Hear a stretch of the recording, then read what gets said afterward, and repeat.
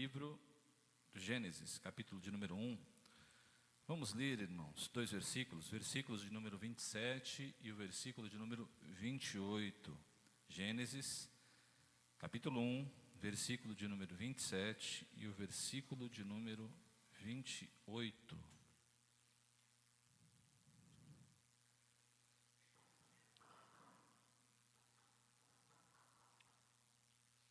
Gênesis, capítulo 1, versículos 27 e 28. Todos acharam, irmãos? Amém? Glórias a ti, Jesus. Aí fica fácil achar, né? É só abrir a Bíblia. E criou Deus o homem à sua imagem, a imagem de Deus o criou, macho e fêmea os criou. Deus os abençoou e disse-lhes: frutificai e multiplicai-vos, e enchei a terra, e sujeitai-a, e dominai sobre os peixes do mar, e sobre as aves dos céus, e sobre todo animal que se move sobre a terra. Amém. Os irmãos podem sentar. Glória a Deus. Senhor, fala conosco nessa noite. Abre o nosso entendimento, a nossa compreensão para a Tua palavra, e fala aos nossos corações, em nome de Jesus. Queridos, uma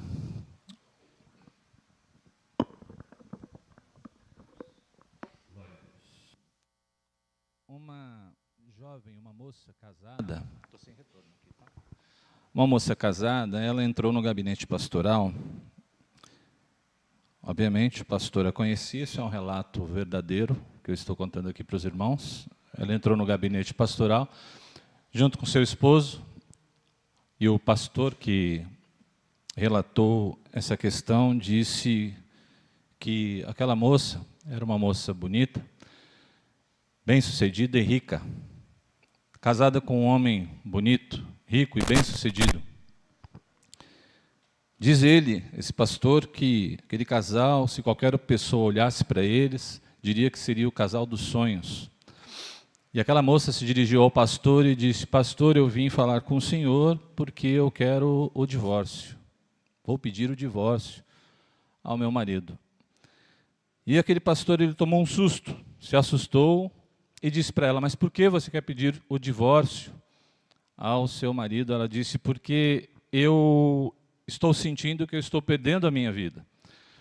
Ela disse: eu não quero chegar aos meus 70 anos, 80 anos, olhar para trás e sentir que eu desperdicei a minha vida, ou que a minha vida ela vazou por entre os meus dedos, entre as minhas mãos. Por algum motivo, aquele pastor relatou que aquela mulher, ela entendeu que o seu casamento estava impedindo ela de viver, ou de ter uma vida plena.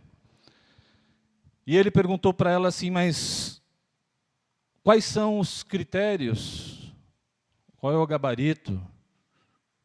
Quais são as perguntas que você vai fazer quando chegar aos 70, 80 anos, para você mesmo, para saber se você, quando chegar aos 70, 80 anos, viveu a vida que você queria, ou teve uma vida plena, uma vida que vale a pena, uma vida com propósitos? Ao que ela respondeu: não faço a mínima ideia, pastor.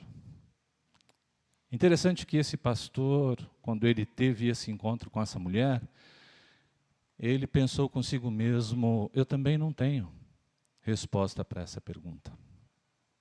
Muitos de nós que estão na presença de Deus, vivendo a sua vida, talvez não tenha resposta para essa pergunta. Qual é a vida que vale a pena? Ou o que é uma vida com propósitos? Será que eu ou você, nós conseguimos responder se a nossa vida tem propósitos, ou se estamos vivendo uma vida que vale a pena, uma vida com propósitos? É isso que eu quero falar com os irmãos hoje, porque há algum tempo atrás nós falamos aqui sobre identidade. Identidade. Quem é você? Quem sou eu? Quem somos nós? Se alguém perguntasse para você quem você é, talvez você descrevesse o seu nome, talvez você falasse a sua profissão, talvez você falaria as suas características, daria informações sobre você à pessoa que está te perguntando, ao que essa pessoa poderia responder para você assim: eu não perguntei qual é o seu nome, não perguntei qual é a sua profissão. Eu estou vendo aqui quem é você, as suas características, mas eu queria saber quem é você. E eu já disse aqui para os irmãos que a melhor resposta que nós temos para isso é que nós somos filhos amados de Deus. Porque quando eu leio o texto que nós lemos hoje, o texto de Gênesis, diz que nós fomos criados à imagem e semelhança de Deus. Portanto, somos quem somos, porque Deus nos criou. E se Ele nos criou e Ele é o nosso Pai, logo, por dedução lógica, nós somos filhos de Deus, mas não é qualquer filho ou de qualquer forma, somos filhos amados de Deus. Então, eu já disse aqui para os irmãos e repito, tenha sempre isso como a sua identidade. Eu sou um filho amado de Deus. Depois você pode dizer o seu nome, a sua profissão, o que você faz, dependendo da conversa, mas isso é uma convicção que eu preciso ter. E eu preciso saber, além da minha identidade, qual é o meu propósito. Identidade e propósito. São duas informações importantíssimas que todos nós precisamos carregar conosco. Qual é o meu propósito?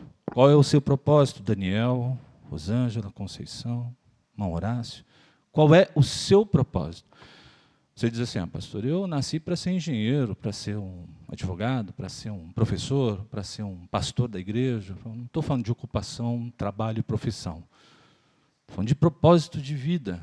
Talvez estas coisas que você tenha falado para mim ou respondido, classifiquem o teu propósito. De repente, a sua profissão ela é tão importante para você que define você com um propósito.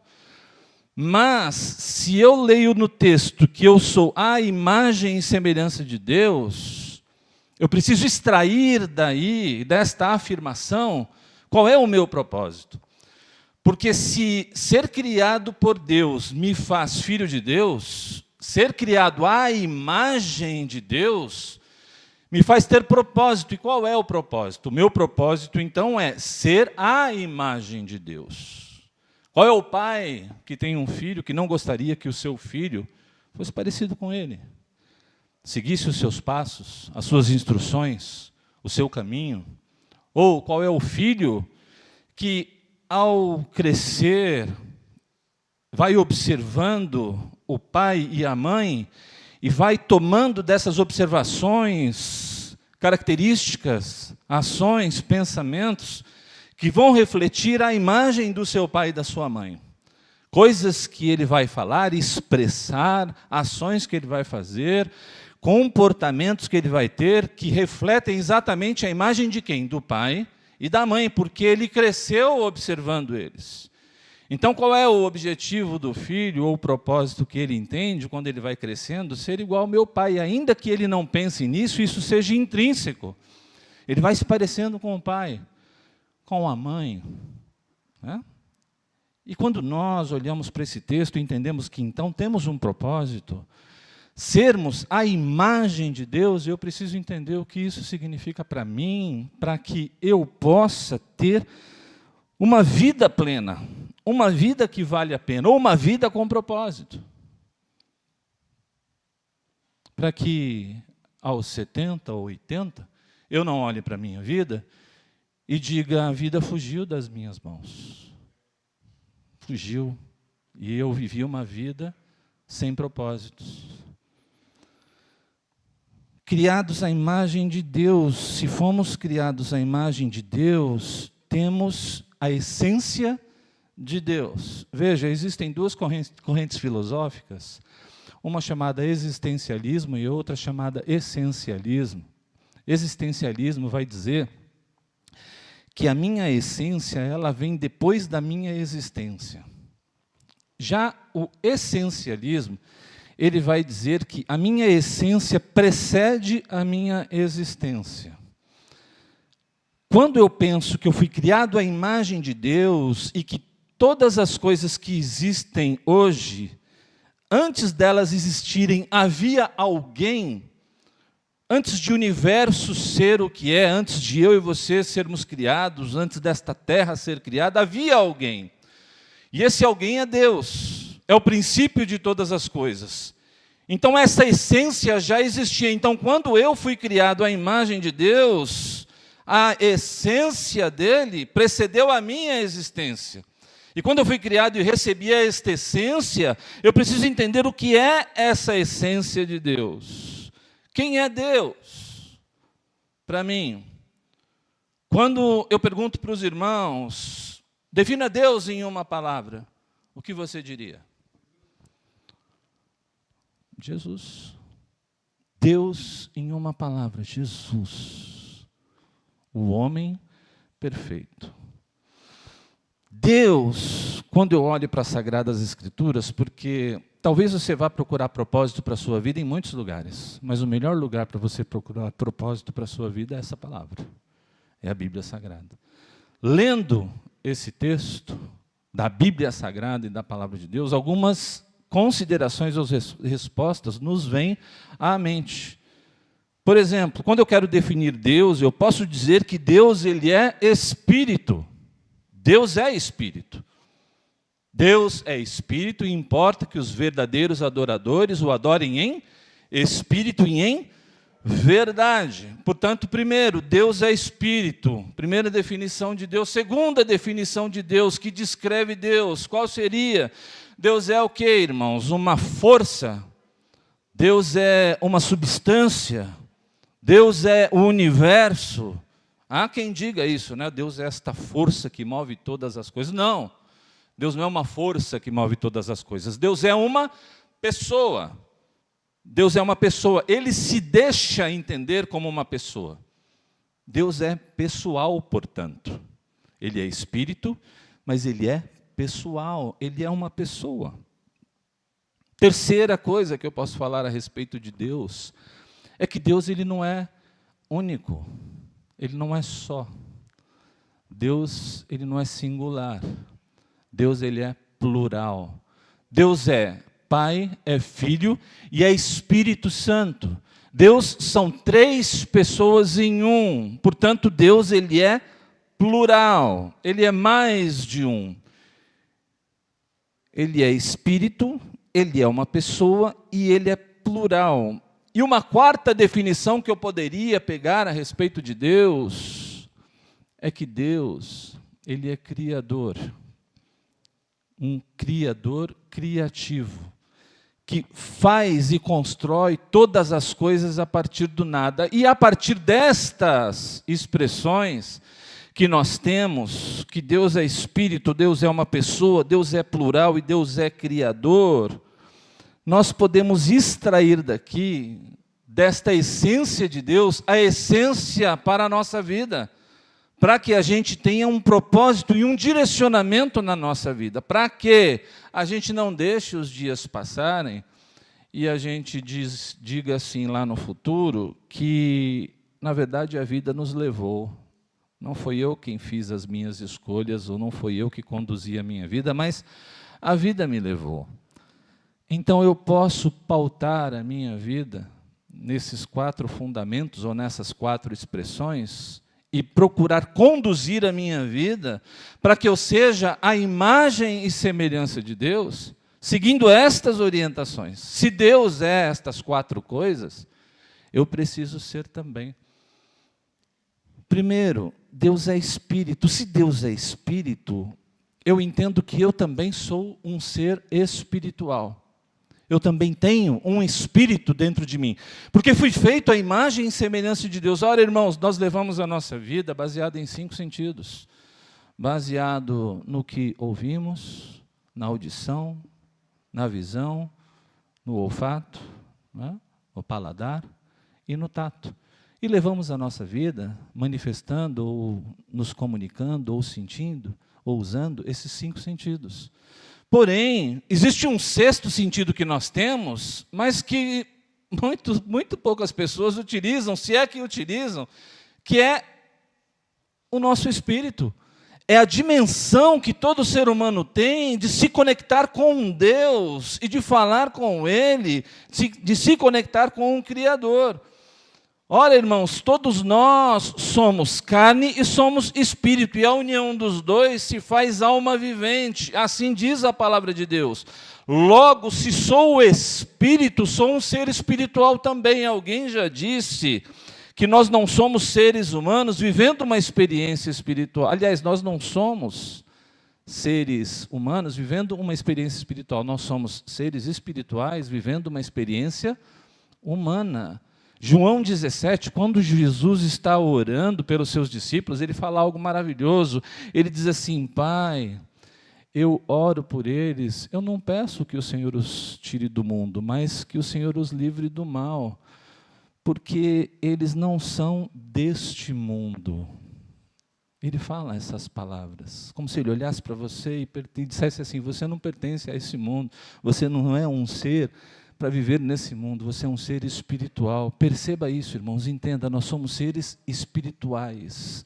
E nós precisamos manifestar esse sexto sentido que temos em nós. Então, a primeira coisa, o meu primeiro propósito para que eu tenha uma vida com propósitos, ou uma vida que vale a pena, em primeiro lugar, eu preciso fazer o quê?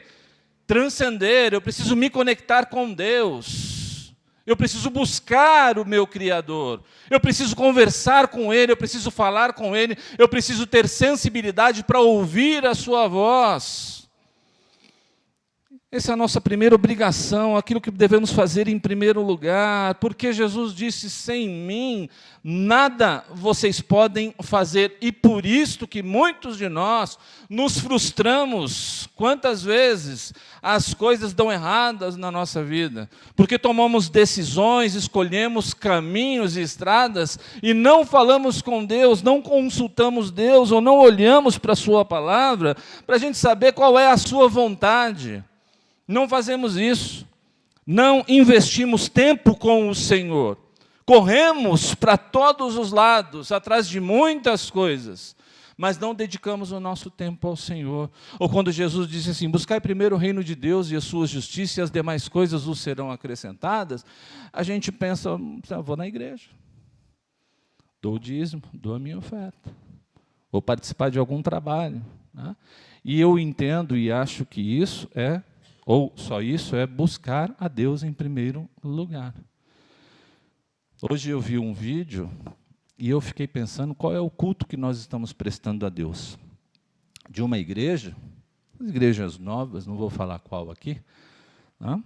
E aí eu vi o pessoal cultuando, estava eu e a Cris no carro, a gente olhando, e aí o pessoal cantando, e corre para um lado, e corre para o outro, e aí um monte de gente conversando em pé na igreja, as luzes meio escurecidas, assim, o pessoal conversando, e a câmera pegou ali, irmãos, na maior naturalidade, e eu fiquei olhando aquilo, eu fiquei pensando assim: que culto é esse que a gente está prestando ao Senhor?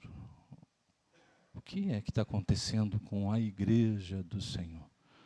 Não existe mais o temor de buscar a Deus, a reverência, aquele desejo de se conectar com Deus e de buscar ao Senhor, porque Ele é santo, santo, santo. E eu fiquei pensando, a gente matou o Espírito mesmo, a gente enterrou, jogou 7 pás de terra por cima, e a gente quer viver com 5 sentidos, e a gente diz: tá bom, a gente vai para a igreja, a gente canta, a gente dá o dízimo, a gente congrega, e a gente entende que servir a Deus é isso. Ok. Não é, irmãos? Precisamos voltar ao primeiro amor. Precisamos voltar para o Senhor com urgência. Primeiro propósito de vida para mim e para você: busque ao Senhor, se conecte com Deus. Segunda coisa, irmãos, lendo esse texto, se Deus é espírito e também é uma pessoa, é um ser pessoal, eu fui criado uma pessoa também. E como ser pessoa, como Deus é olhar para Jesus. Como eu disse para os irmãos, defina Deus em uma palavra, e vocês responderam Jesus. Eu preciso olhar para Jesus e ver o ser humano que foi Jesus. E para que eu seja uma pessoa à imagem e semelhança de Deus, eu preciso ser como Jesus foi. O meu gabarito é Jesus, o meu modelo é Jesus, o meu mestre é Jesus. Ele é o meu destino, aquele que eu preciso buscar, aonde eu devo chegar. Quer saber como você deve se portar, como você deve falar, como você deve agir, como você deve pensar, qual deve ser a sua essência? Olhe para Jesus. Olhe para Jesus. A melhor expressão para nós definirmos Deus é Jesus, o ser humano perfeito. Leonardo Boff, ao escrever o seu livro, Jesus Cristo Libertador, ele disse assim, um ser humano tão perfeito assim só pode ser Deus, falando acerca de Jesus. E Deus não espera menos da gente, irmãos, nem de mim, nem de você. Ele quer olhar para a minha vida, quer olhar para a tua vida, e Ele olha para o gabarito, e olha para você, e olha para o gabarito, que é Jesus, e olha para você e fala, está faltando alguma coisa. Está muito longe, ou está no caminho, ou está chegando perto, mas o gabarito é Jesus. Ele olha para o Senhor Jesus, e olha para a minha vida, e olha para a tua vida, e sonda as nossas vidas, para ver se a gente está chegando lá ou não, ou se a gente está percorrendo esse caminho e conduzindo a nossa vida com o propósito de sermos pessoa como Ele é. Pessoas perfeitas. E aí, o segundo propósito que eu colocaria para você conduzir a sua vida, é crescer. Crescer como pessoa. E talvez a melhor palavra que defina isso seja amadurecer. E por que amadurecer, irmãos? Porque o tempo passa e eu não posso ser mais a mesma pessoa que eu era ontem. Eu preciso evoluir, eu preciso crescer, eu preciso melhorar, tornar-me um ser humano maduro. Significa ser uma pessoa que reflete a imagem de Deus, para que as pessoas olhem para a minha vida e vejam a glória do Senhor, e vejam Cristo vivendo em mim. Perceba, o apóstolo Paulo, quando ele diz assim, ele diz, sejam meus imitadores como eu sou de Cristo. E hoje de manhã eu falei isso aqui, eu disse assim, imagina eu chegando aqui, eu, pastor aqui da Igreja Veritas, olhar para vocês e falar para mim assim, irmãos, vocês querem saber como é que vocês devem ser? Como é que vocês devem andar? Como é que vocês devem se conduzir? Olhem para mim, olhem para a minha vida, olhem como eu me comporto, como eu ajo, como eu falo, andem me seguindo. Quem sabe um dia eu chego lá. Porque talvez você pergunte para mim assim, mas pastor, você não vive tudo que você prega? Claro que não. Como é que eu vou viver tudo que eu prego? A palavra de Deus, ela é muito maior do que eu. Mas eu estou me esforçando para. Estou procurando seguir, estou lutando para isso. Aí você perguntar para mim, mas Jesus vivia tudo que ele pregava? Claro que sim. Porque ele era o ser humano perfeito. O nosso alvo é ele, estamos nesse caminho, irmãos, entendam, por favor. Então, em segundo lugar, cresça, precisamos crescer, e a santificação faz parte desse processo. E eu dei um exemplo aqui, eu vou dar esse exemplo de novo para vocês aqui. Eu disse assim, até mesmo as roupas que nós vestimos, dizem para nós e para os outros quem nós somos. Por exemplo, como um culto que nós estamos aqui, imagine um culto como esse, eu subo neste púlpito aqui, com roupas inapropriadas, que chame a atenção dos irmãos e desperte nos irmãos desejos, lascívia, coisas que não são boas. Por quê? Porque outrora eu fazia isso e continuo fazendo. Eu não tive a sensibilidade de perceber que eu não sou uma ilha e não vivo só. Eu sou plural, já vamos falar sobre isso. Os irmãos convivem comigo e eu com os irmãos. Eu devo ser exemplo para vocês. E vocês devem ser exemplos para os seus, principalmente os filhos. E há aqueles que estão olhando para vocês como cristãos, que querem olhar para vocês e enxergar em vocês algo diferente. Então eu tenho que começar a olhar para a minha vida e falar, espera um pouquinho. O modelo é Jesus e eu estou me vestindo desta forma. Eu não tenho o mínimo cuidado e a mínima preocupação de estar despertando o desejo sexual na vida dos irmãos para com a minha pessoa, estando num púlpito de uma igreja ainda, que é um lugar que nós consideramos consagrado ao Senhor? Será que eu não tenho o mínimo de temor ou cuidado? E estou dando o exemplo aqui, irmãos, mas eu posso dar o exemplo do meu comportamento, como eu lido com os irmãos no meu relacionamento, se eu estou construindo relacionamentos sadios com os irmãos, se eu estou sendo educado no trato com os irmãos, se eu estou sendo áspero, como é que eu estou cuidando da igreja e quantas coisas poderia falar aqui com os irmãos, ou como é que é o relacionamento dos irmãos lá fora. Como é que você dá testemunho de crente, de cristão, para as pessoas que estão no mundo? Então nós precisamos crescer e amadurecer. Sabe por quê, irmãos? E eu falei aqui na quinta-feira e vou repetir, já disse aqui outras vezes, porque nós estamos em um processo de salvação. E salvação para o cristianismo ocidental tem como alvo o céu. Se você perguntar para um crente aqui no Brasil, se perguntar para ele assim, o que é salvação? Ele diz, você salva e ir para o céu. Se você viajar para a Rússia e entrar numa igreja cristã lá, e perguntar para um russo cristão, falar para ele assim, o que é salvação para você? Ele vai dizer para você assim, salvação para mim é parecer com Jesus, é parecer com Cristo, é ter a imagem do Senhor. Ah, mas e o céu? Não, o céu é consequência, até porque eu não consigo fazer nada para entrar lá, porque Jesus já fez por mim. Então, o meu objetivo é o quê? Parecer com Jesus, a imagem de Jesus. Terceiro lugar, irmãos. Terceiro. Se Deus é Espírito, Deus é uma pessoa, Deus também é plural. Deus, ele é relacional. Deus, ele é coletivo.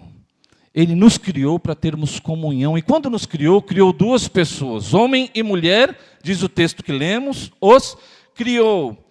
E Deus, ele nos deu uma prerrogativa e uma capacidade de criar vida a partir da união de duas pessoas. Veja, eu não consigo criar uma vida sozinho, minha esposa não consegue criar uma vida sozinha, mas através da minha união com ela, nós conseguimos criar o quê, irmãos? Vida. Novas pessoas surgem a partir de nós, de dentro de nós, o que nos torna seres humanos plurais, coletivos, relacionais. Deus nos fez para sermos coletivos e a igreja é um corpo formado por muitos membros. Perceba esses conceitos que são inerentes à pessoa de Deus e que devem fazer parte da nossa essência também, como imagem de Deus. E se Deus é assim, Ele espera que nós sejamos assim também, o terceiro aspecto pelo qual eu devo conduzir a minha vida é que eu preciso aprender a conviver. Nós precisamos aprender a conviver uns com os outros, nós dois, construir relacionamentos que sejam saudáveis, sadios, construtivos e não tóxicos, destrutivos, relacionamentos que são maus, ruins, que machucam pessoas. Não posso. Ora, se somos seres relacionais, Deus espera que eu ame a minha esposa. Ao que diz o apóstolo Paulo, maridos, amem as vossas esposas.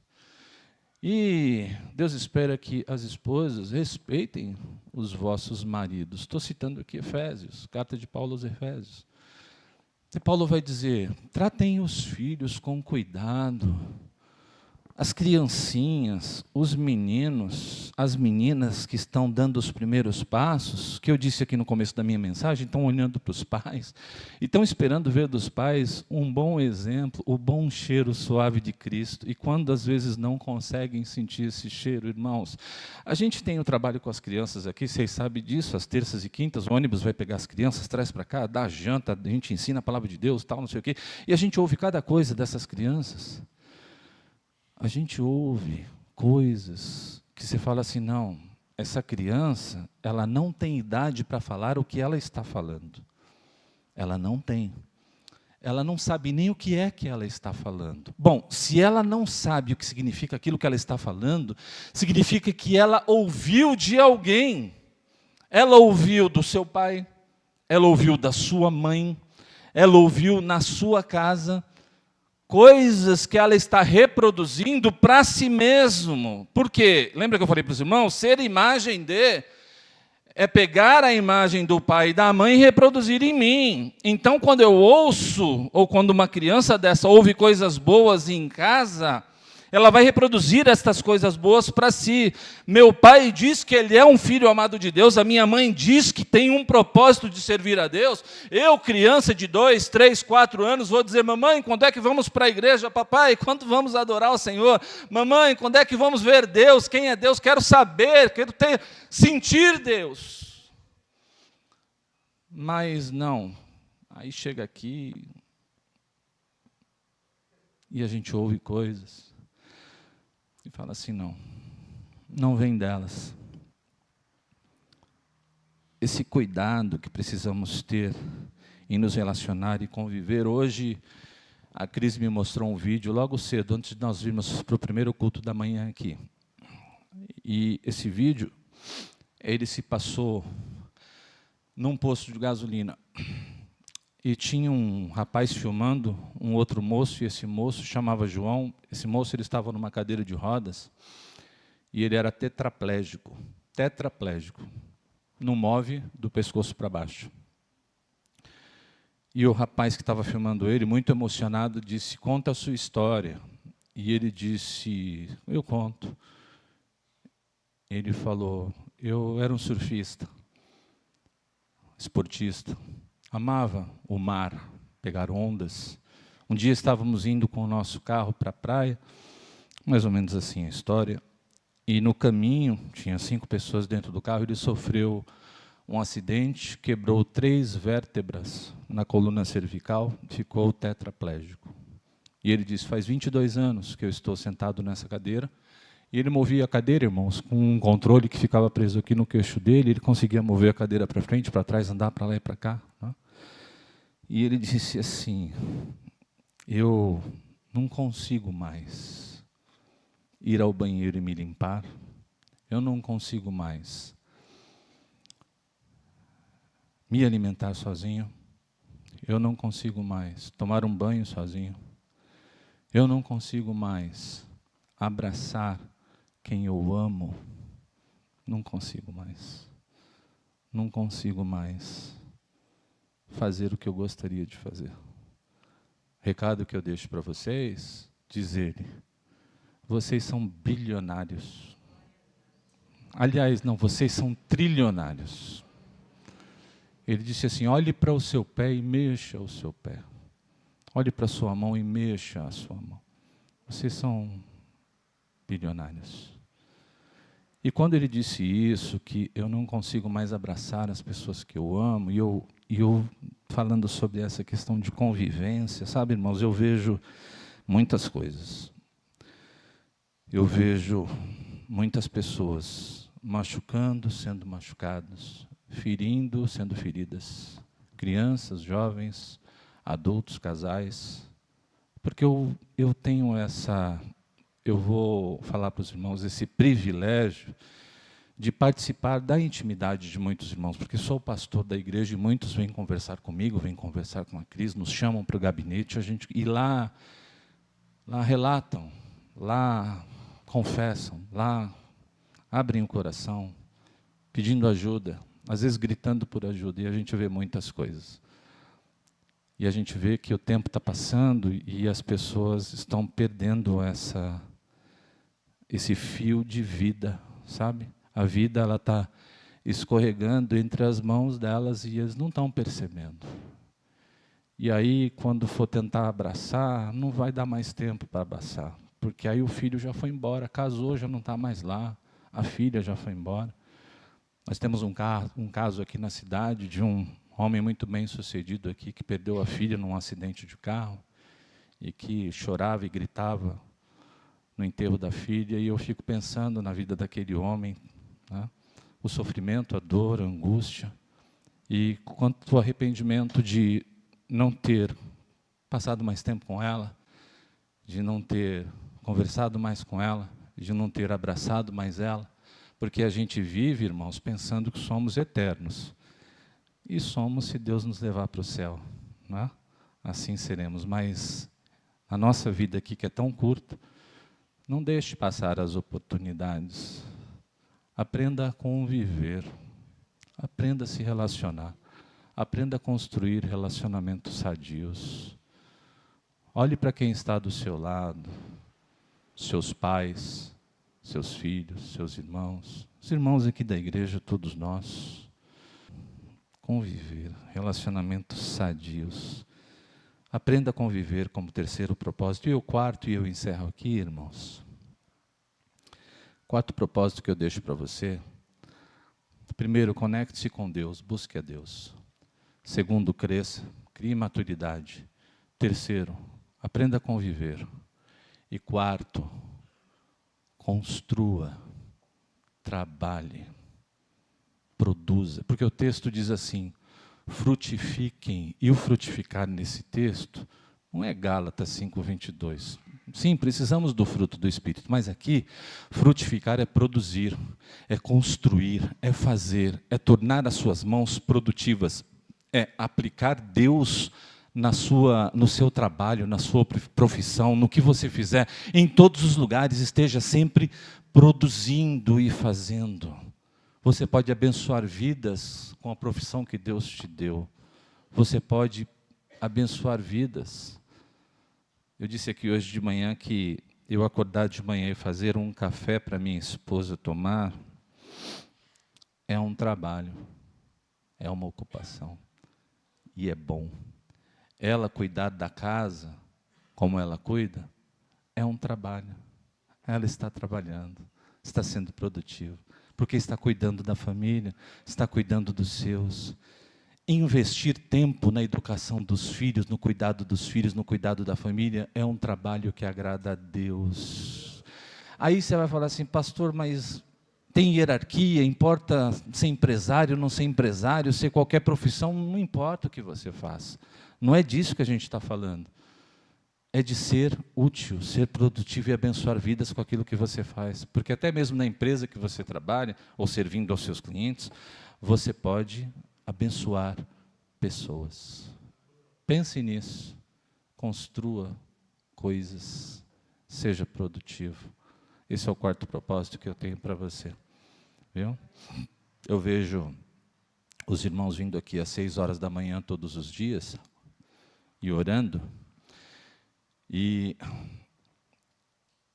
eu vejo que agrada a Deus. E sabe por que agrada a Deus, irmãos? Na quinta-feira eu falei aqui que aconteceu algo muito interessante essa semana. E eu deixei os irmãos com uma interrogação. Né? Falei, mas eu não vou contar não, vou contar só domingo. Né? A irmã Creuza ainda veio me lembrar hoje de manhã. Você não falou. Eu falei, tá bom, eu falo à noite. Essa semana, aliás, Rodrigo começou esse trabalho aqui já faz 3 meses, que era a sala de oração, né, Rodrigo? Que a ideia era ser de manhã, 6 da manhã, com os jovens. Daqui a pouco chegou um irmão, chegou outro irmão, né? Tem um grupo de irmãos que está vindo aqui. E já há 3 meses que eles vinham orando ininterruptamente, todos os dias, de segunda a sexta-feira, 6 da manhã até às 7. Né? E aí, quando foi quarta-feira essa semana, eu não acordo esse horário, irmãos. Né? Eu acordei, eu vi que estava escuro ainda. Né? Mas, quando eu acordei, eu percebi que o sono fugiu.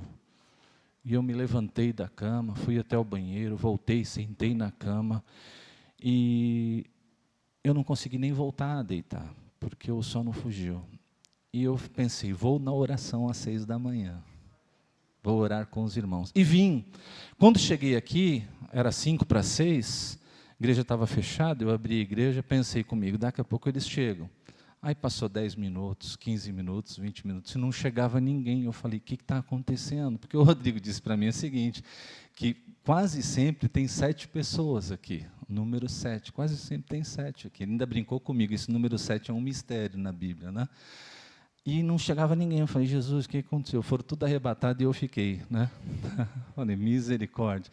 Mas não, daqui a pouco, das 6h40, eu aqui orando, chega uma mensagem. Rodrigo passou aqui na frente e falou assim, você vai orar? Eu falei, vem, cadê vocês? Ele falou, não é, deixa eu te explicar. É porque eu não ia poder estar com vocês, com os irmãos aí, né, na igreja, nessa quarta-feira. Por quê? Porque ele tinha um exame para levar da filhinha, fazer um exame também aqui em Ribeirão, e era muito cedo e não ia dar para ele estar aqui. Então, ele pensou no dia anterior, na terça-feira à noite, de mandar mensagem no grupo. Mas ele falou, não vou mandar no grupo, porque são alguns irmãos que vêm, vou mandar somente para os irmãos. E ele mandou somente para esses irmãos. Então não veio ninguém, porque os irmãos acharam que não ia ter ninguém aqui. É moral da história. Deus, Ele me despertou e me trouxe aqui para não quebrar esta corrente de oração que é tão importante para a igreja do Senhor. É dele, é um trabalho. A oração que as irmãs fazem aqui às 8h30 da manhã, desde o começo que a Irã está fazendo aqui, da igreja. Essa terceira semana, essa última semana de oração que fazemos aqui toda semana à noite, na última semana que antecede a ceia, são trabalhos que Deus vai dando para a gente poder ser frutífero, cumprir os propósitos que Deus tem para a nossa vida. E aí, dentre essas pessoas que têm esses propósitos, Deus vai tirando, chama um para sair da sua terra, para ir para uma terra que Ele fala assim, sai da tua terra que eu vou levar você para uma terra que eu vou te mostrar. Eu vou fazer de você um rei de Israel. Eu chamei você para ser profeta. E Ele vai pensando e vai tirando essas pessoas para cumprir propósitos específicos. Que seja eu, irmãos, que seja você, para dizer assim, eis-me aqui, Senhor, envia-me a mim. Guarde isso no teu coração e viva com propósito. E chegue aos 70, 80 anos, olhe para trás e diz assim, eu tinha propósito na minha vida. Como é que você vive com um propósito? Eu tenho a resposta para você, você quer? E você responde e ajude as pessoas a terem propósito também. Fala para elas. Busque a Deus. Cresça, amadureça. Construa relacionamentos sadios. E trabalhe, trabalhe e trabalhe. Que Deus nos abençoe em nome de Jesus. Glória a Deus. Ficar de pé, irmãos. Vamos orar. Vamos agradecer ao Senhor por esse culto abençoado.